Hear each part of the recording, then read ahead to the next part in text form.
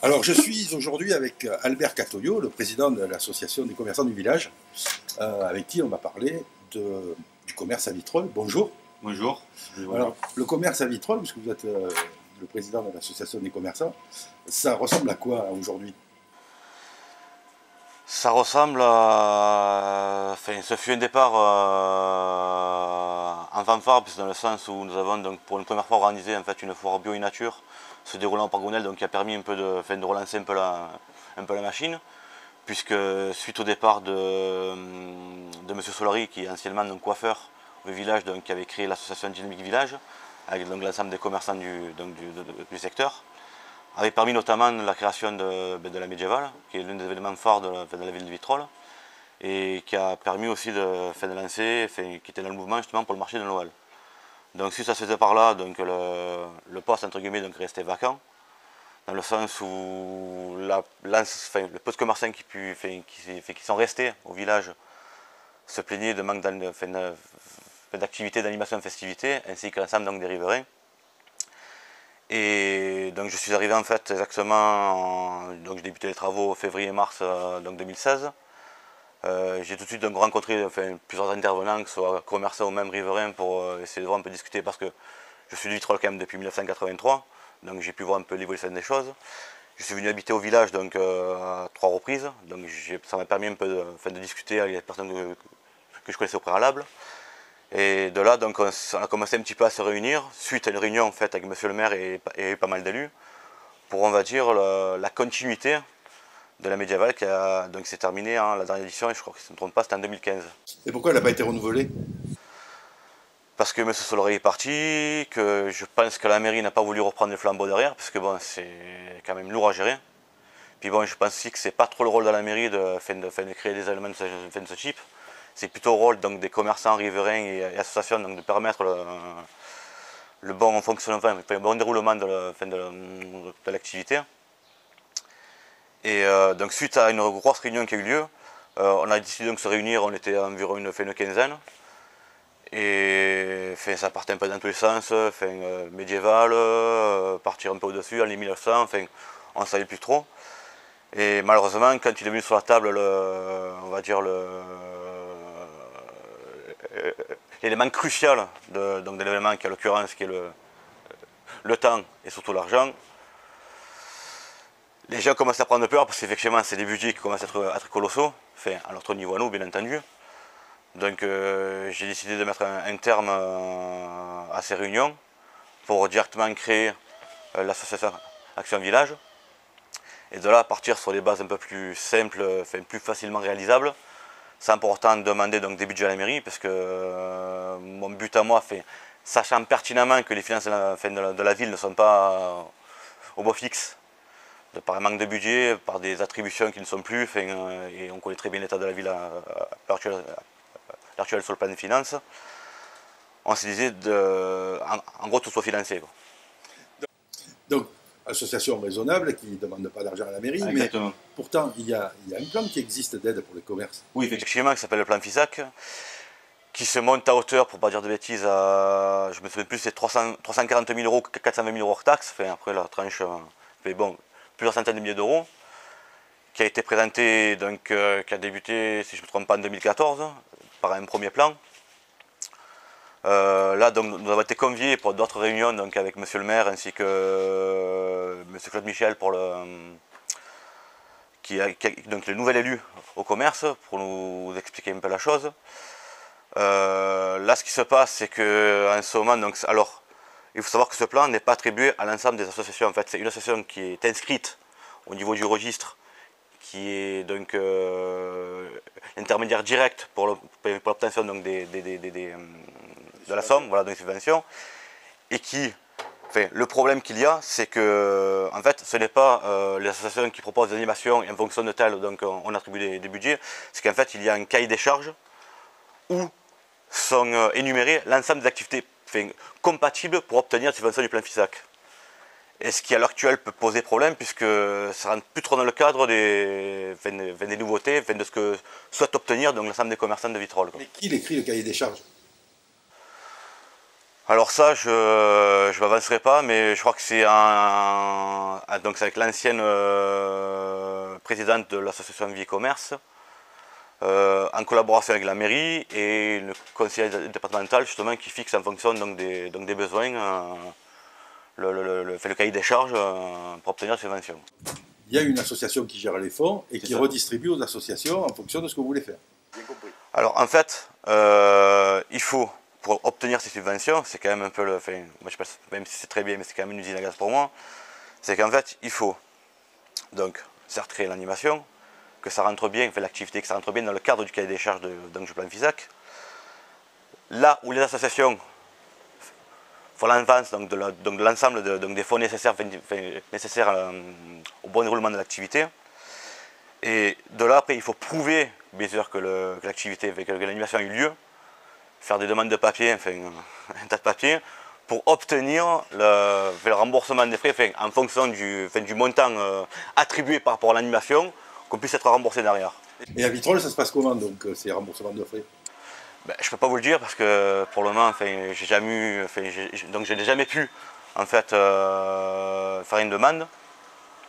Pas parce qu'ils n'ont pas voulu, c'est que de par les activités que nous avons commencé à lancer, ça ne rentrait pas dans le cahier des charges. D'accord. Donc il faut que ça rentre. Alors, et plus globalement, on est là dans le vieux village, je pense qu'on va voir le plan, que des rideaux baissés, le commerce au vieux village, la dynamique, comment elle est entretenue? Ben, grosse question. Grosse question.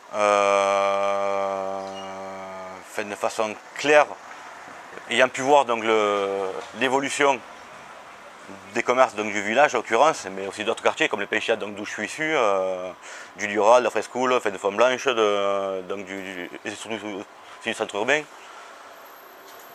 Je trouve, ça c'est ma propre opinion, c'est mon opinion propre, que rien n'est fait. Après, bon, bien sûr, c'est pas la mairie de ramener les clients aux commerçants, ça on est tous d'accord. Mais je veux dire, sur le plan de la communication, sur le plan de l'aménagement, il y a quand même beaucoup de choses à faire. On entend qu'il va y avoir dans les quartiers sud un ensemble qui se crée avec une galerie commerciale. Ouais. Des logements au bord de l'étang qui vont se construire avec une galerie commerciale. Est-ce qu'on ne va pas saturer le marché des commerces sur cette ville en éclatant, parce qu'il n'y a pas de centre-ville, Vitrolles. Le centre-ville, c'est Carrefour. Est-ce qu'on n'éclate pas le marché de manière à ce que plus personne ne vive? Ben, bon, c'est vrai que la grosse problématique de Vitrolles, c'est que ce n'est pas une ville, comment dirais-je, de forme dite ronde. En fait, elle est toute en longueur, donc dispatchée en plusieurs quartiers. Et effectivement, plusieurs petits centres commerciaux sont apparus dans les années 80, même avant. Pour moi, le gros point noir de la ville de Vitrolles par rapport à moi, sa proximité, ça a été Carrefour Vitrolles, qui de plus est, sauf erreur de ma part, va être agrandi encore à nouveau, c'est prévu, je crois, dans les années à venir. Je crois parce que le groupe Clé-Pierre, qui est propriétaire des murs, si je ne me trompe pas, après bon, je ne sais pas trop exactement, je vais être sur les informations fournies, prévoit justement d'agrandir encore la partie centre commercial, pas d'implanter un gros nouveau magasin, mais d'agrandir le nombre de magasins disponibles dans la galerie. Donc tout est fait, on va dire, pour les dites grandes surfaces, et le commerce proximité est fait, pour moi, est laissé complètement là maintenant. D'ailleurs, lorsque j'assistais donc à deux assemblées générales de Vie et Commerce, le nombre de personnes devant venir n'était absolument pas là, parce qu'à chaque fois on se retrouvait entre 6 et 15 personnes sur le nombre de commerces existants sur Vitrolles. Et le peu de personnes qui viennent, quand on les entend parler, ça fait peur. Parce qu'ils ne se prennent pas en charge ou parce qu'ils ne sont pas du tout représentatifs des commerçants que vous représentez? J'ai peur parce que, pas forcément, mais donc en fait il y a un manque de confiance. Il y a vraiment un gros manque de confiance de par les commerçants envers leur municipalité. Quoi. Et est-ce que c'est justifié? Je peux dire que oui. Ça me semble oui. Oui, puisque, comme je vous ai dit, la base, le b.a.-ba du commerce, c'est la communication, ça, hormis la partie vente de produits, la qualité et autres, mais je veux dire le b.a.-ba du commerce, c'est la communication. Et j'avoue que de ce côté-là, sur Vitrolles, on ne voit rien. Quoi. Et un vieux village qui est très beau, parce que moi, quand je parle avec des gens qui viennent de l'extérieur et qui se perdent pour venir ici, parce que effectivement, c'est pas bien fléché. Quoi, hein. Ils disent, mais c'est superbe, on ne comprend pas qu'il n'y ait pas plus de vie. Qu'est-ce qu'il faudrait pour le redynamiser? Est-ce que la mairie aurait quelque chose à faire pour aider ce vieux village à redémarrer et à être plutôt le phare de la ville plutôt que le centre commercial Carrefour. Ah, des choses, il y en a beaucoup à faire, en plus qui ne demanderaient pas de fonds vraiment énormes, puisqu'un simple fleurissement, balisage, mise en avant, on va dire, des monuments comme le clocher, comme le rocher, comme l'église, enfin, comme pas mal dans la fontaine aussi, ici présente. Je veux dire, les choses, enfin, à la limite, ça demandait donc des fonds énormes pour investir, et je comprendrais que la ville puisse mettre un frein et ralentir la chose. Mais en termes de coût, je veux dire, c'est complètement ridicule. Enfin, à l'autre hauteur, bien sûr, je parle. Ouais, c'est 4 flèches et 2 panneaux, quoi. À la limite, le fléchage, je trouve que c'est quand même grandement amélioré, puisque effectivement, quand on vient de la ville de Marseille, même d'en bas de Jean Moulin, c'est bien indiqué le village. Mais c'est pas trop sur le plan fléchage, oui, il y aura peut-être un petit peu quelque chose à améliorer, mais surtout sur l'esthétique du village. Parce que, pour tout vous dire, là cette année, ça commence un petit peu à venir. L'année dernière, j'avais beaucoup d'étrangers, notamment espagnols, australiens, américains, belges, allemands, anglais, qui se sont émerveillés devant la beauté du village, mais tous unanimement nous ont dit c'est sale, c'est pas entretenu, il n'y a pas de fleurs, c'est ça à l'abandon. Tous unanimement, j'ai pas eu tout le monde a dit c'est très beau, c'est magnifique, c'est niveau cadre, c'est splendide, mais tous m'ont dit c'est sale, c'est mal entretenu, il n'y a rien qui pousse les gens. Donc le vieux village est délaissé. Ah oui, ça c'est clair, net, le village est délaissé. Alors, j'ai interviewé Philippe Gardiol qui me parlait des quartiers sud. Il me dit les quartiers sud sont délaissés. J'ai interviewé Sophie Gauthier qui me dit les quartiers nord, le maire ne sait pas où il sort. Ici, on est au vieux village, c'est délaissé. C'est le maire d'où finalement? C'est le maire d'une commune laissée à l'abandon. Après, je ne sais pas quelles sont les politiques à mener derrière, parce que malgré de multiples discussions, avec plusieurs intervenants, notamment des élus, il y a certes une volonté de vouloir agir, de vouloir faire en sorte justement qu'on sorte un peu la tête de l'eau, mais dans la vie de tous les jours, dans le pratique, certes des paroles, d'une bonne volonté, de nombreuses réunions, de nombreuses concertations, de nombreux plans proposés, etc., mais on est là, on attend quoi. Quelle serait l'urgence pour vous, aujourd'hui, de la première action à faire par la mairie pour aider ce vieux village? Alors, déjà, on va commencer par la base, c'est-à-dire l'entretien. La première chose serait l'entretien. C'est-à-dire bien nettoyer les terrasses nous concernant nous, ça n'y a pas de problème, mais virer les trottoirs, le pourtour de la fontaine, la rue du Port-Allée, l'ensemble des rues dans son intégralité, fleurir. Notamment, on a la chance d'avoir un beau jardin qui s'appelle Jardin du Port-Allée qui est laissé complètement à l'abandon, alors que nous avons quasiment l'intégralité des mariages qui se font ici, donc à l'église. Moi-même, je suis marié ici, donc je sais de quoi je parle. Pour prendre des photos, je suis monté au rocher, alors qu'avec un beau fleurissement du jardin, les photos peuvent se faire sans problème ici, donc il y a tout un jardin du Port-Allée. Le pourtour du rocher, le parc Gounel qui est malheureusement pas balisé, alors que c'est un parc magnifique. Je n'arrive pas à comprendre la politique menée, alors qu'on a la chance d'avoir un village, mais d'une splendeur, sans mots, qui n'a absolument pas exploité. Parce que je pense pour moi que le potentiel touristique et commercial, sur les secteurs quand même assez, on va dire, niche, comme la restauration, a un potentiel énorme. Énorme.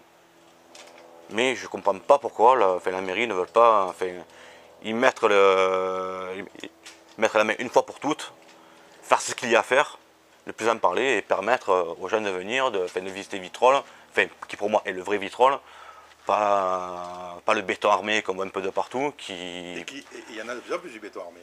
Ça, du béton, pour en avoir, il y en a. Ça, du béton, il y en a. Et qu'en disent les autres associations de commerçants? Parce qu'il y a plusieurs associations de commerçants. Exactement, oui. Quand vous discutez entre vous, est-ce que vous retrouvez les mêmes problématiques? Ah oui, on est tous unanimes à ce niveau-là. Alors ça veut dire qu'au vieux village, aux arcades... Ah oui, il n'y a pas de point de distinction qui dit non, on n'est pas d'accord sur tel point, on est tous d'accord sur l'ensemble des points, qui dit que le commerce est délaissé, que la plupart des quartiers sont délaissés. Au nom de quoi? Ça, allez savoir, ça je ne suis pas capable de répondre, mais qui, en mettant simplement un petit peu d'effort, pas forcément numéraire, mais sur le plan humain, permettrait justement de faire redécoller la ville et de permettre aux gens de vivre, quoi. Ben, vous dites pas forcément numéraire, mais j'ai l'impression que les budgets qui devraient aller pour aider les quartiers, ils vont nulle part.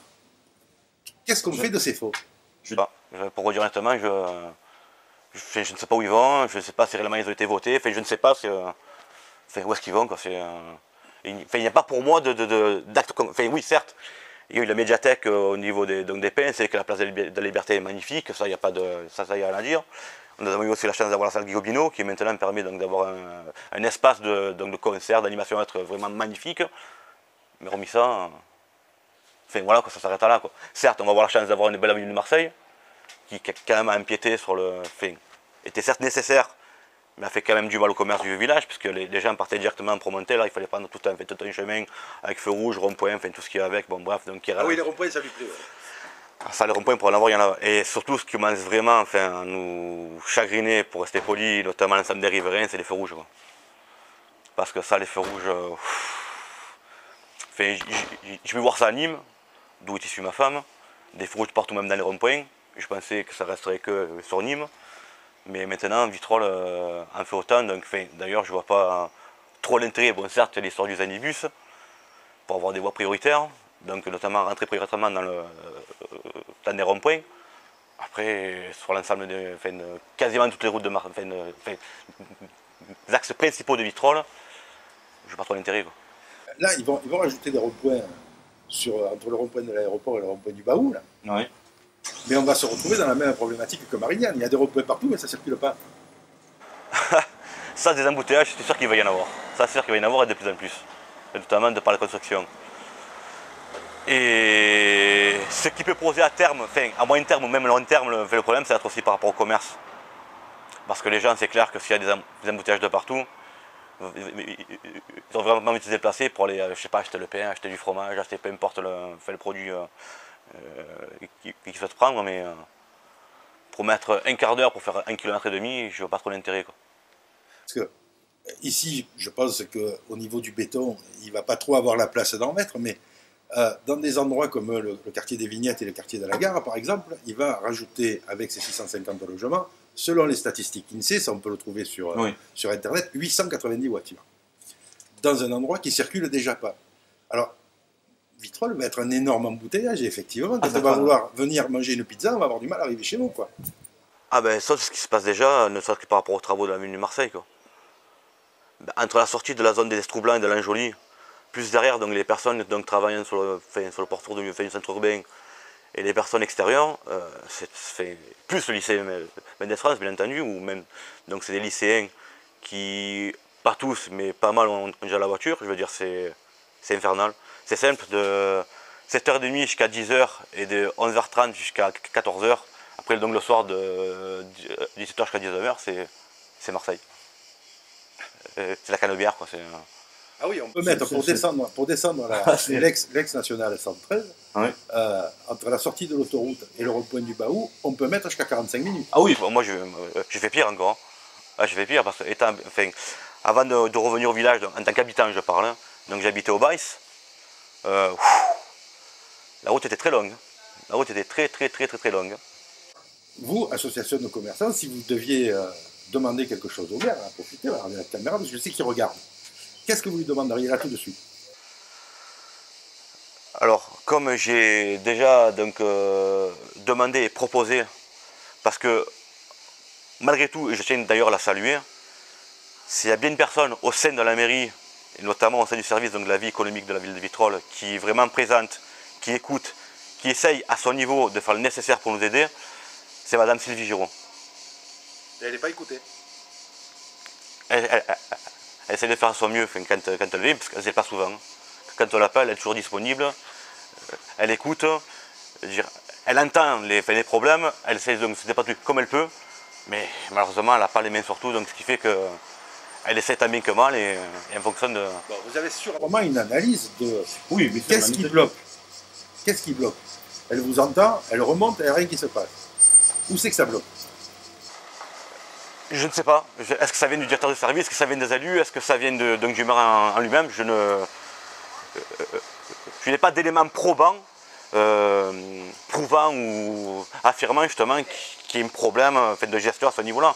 Puisque moi, quand même, une chose qui m'a gravement perturbé, et que je n'arrive pas à comprendre, c'est qu'un certain montant du plan FISAC, à hauteur de 17 500 € pour ne pas me tromper, a été attribué pour auditer comment dirais-je, le centre urbain et ses commerces, pour savoir ce qui va pas, enfin, quels sont les problèmes, quelles solutions les portées. 17 500 € pour faire une étude de la sorte.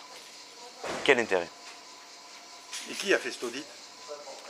C'est une société externe, je crois qu'il fait de Paris ou d'Aix-en-Provence, enfin, peu importe la société. Mais quel intérêt d'investir 17 500 € pour auditer un centre urbain? Alors que, comme je proposais donc justement à Sylvie Giraud, ce serait déjà d'une part faire du porte-à-de C'est ce qu'ils ont dû faire. Moi je pense que le béaba la communication à la base, c'est faire du porte-à-porte. C'est-à-dire il n'y a pas 300 000 commerçants à Vitrolles, il doit y avoir un peu plus d'une centaine, 200, 300, 400, je ne sais pas exactement le chiffre exact. Mais prendre quelques après-midi, faire du porte-à-porte, prendre un papier et un stylo, marquer pour contre, donc les commerçants s'expriment, ce qui va pas, et en fonction de ça, donc dresser un bilan, et en fonction du bilan, donc agir et mettre en place une politique qui permette justement d'embellir, de mettre en avant les commerçants de Vitrolles. Mais que vous venez de dire, le problème bloquant, la dynamisation d'un quartier ou d'un autre, c'est une décision politique. Ah oui, non, c'est purement politique. Donc ça vient des élus, pas du directeur des services. Et pourtant, quand j'ai affaire à M. Claude Michel, qui est élu actuellement au commerce, à M. Piquet, qui est constamment là, en train de nous écouter, d'essayer de faire bouger les choses, parce que s'il y a bien deux personnes qui cherchent à faire bouger les choses, c'est M. Michel et M. Piquet, qui sont constamment derrière en train de... Je n'arrive pas à comprendre où est le blocage. Je n'arrive pas à comprendre d'où ça vient, enfin, qu'est-ce qui fait que malgré une grosse volonté, malgré un effort, malgré un travail derrière, un suivi des personnes, ça bloque et ça s'est figé. Il n'y a aucune action. Il n'y a aucune action. Ben, peut-être qu'ils font que vous écouter, ils n'agissent pas alors. Peut-être. Pris pour des imbéciles, enfin, connaissant après personnellement M. Piquet et M. Michel, je ne pense pas.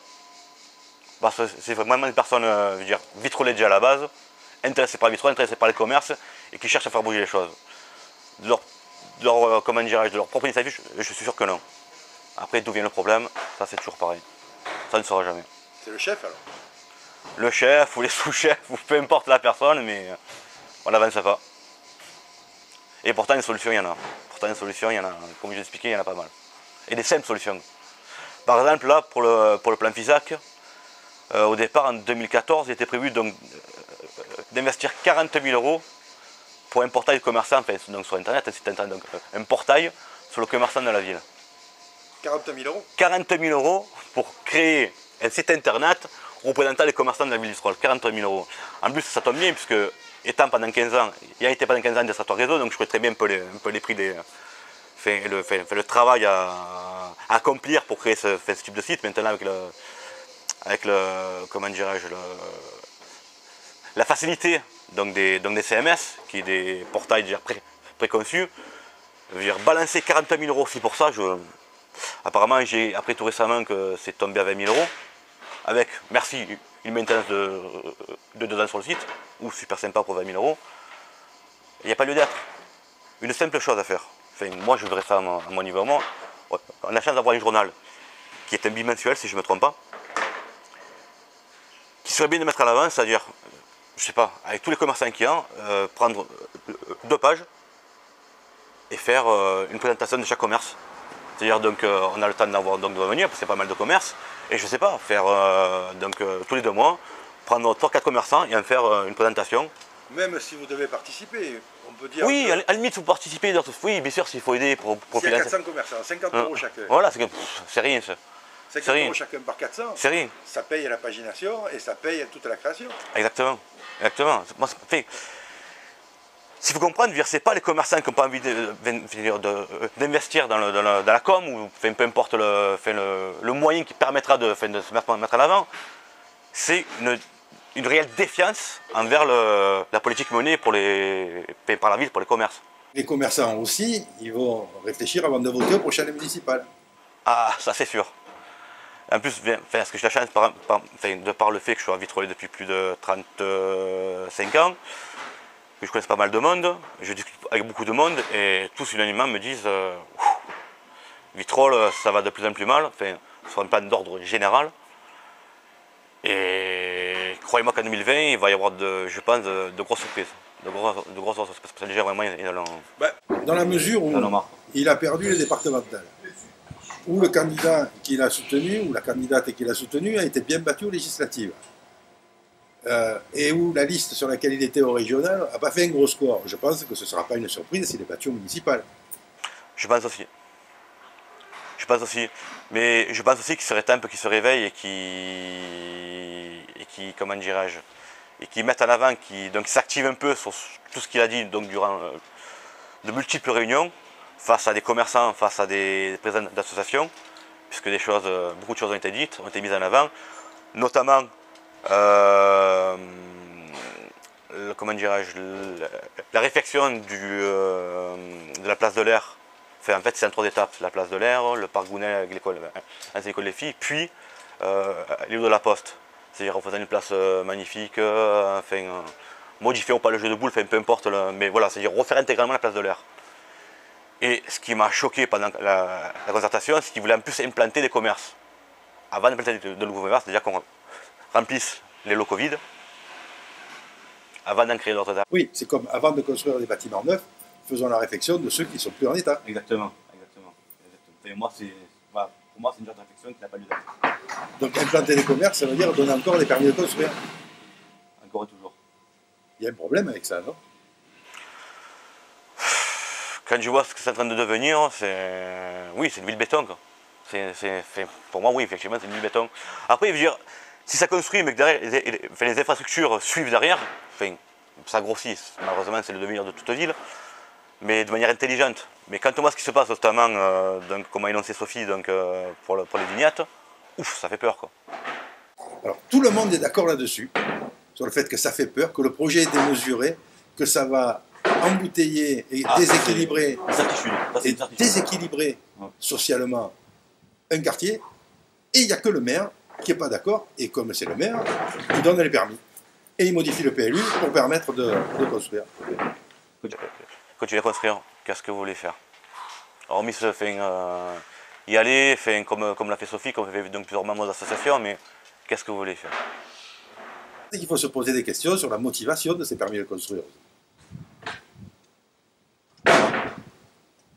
On ne pourra pas empêcher les gens de se poser des questions. Ah oui, mais ça, justement, il faut se poser des questions, c'est certain. C'est certain qu'il faut se poser des questions, les bonnes questions notamment. Mais après, je dirais, en parallèle de ça, je pense qu'il faut aussi se concentrer sur on va dire, sur ce qu'a été Vitrolles. C'est-à-dire sur son histoire, son patrimoine, sur ce qui a donc ça permis de Vitrolles de naître et de grandir. Et de mettre en avant notamment tout ce qui est le patrimoine de Vitrolles. Il n'y en a pas énormément, puisque pas mal aussi ont été bradés. Mais le peu qui reste, vraiment y réfléchir et permettre de vivre et de survivre à ce qui se passe à l'agrandissement de Vitrolles et au bétonnage de Vitrolles. Ah ben, je crois que tous les gens que j'interroge sont d'accord. Je veux dire, il faut arrêter le bétonnage de la ville. Les terrains, je ne sais pas où est-ce qu'ils vont les prendre. Parce que honnêtement, des terrains, il n'y en a plus trop. Oui, peut-être le plateau, mais bon. J'espère que ce jour n'arrivera jamais. Ah ben, il modifie le PLU. Parce que ça, moi, ce serait pour moi une infamie. Entre les 2 gros feux de forêt qu'il y a eu, donc les gros incendies qu'il y a eu.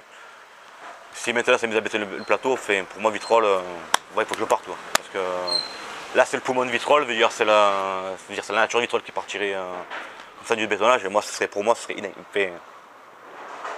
invivable. Quoi. Pour moi, ce serait vraiment inadmissible. Bon. Eh bien, vivement 2020 que les citoyens se prononcent. Exactement. On va voir un peu ce qui va se passer, espérant qu'il y ait des bonnes listes qui vont surgir et des personnes qui tiennent leur engagement. Merci beaucoup de m'avoir reçu. C'est moi. Et puis à bientôt. Et puis à très bientôt.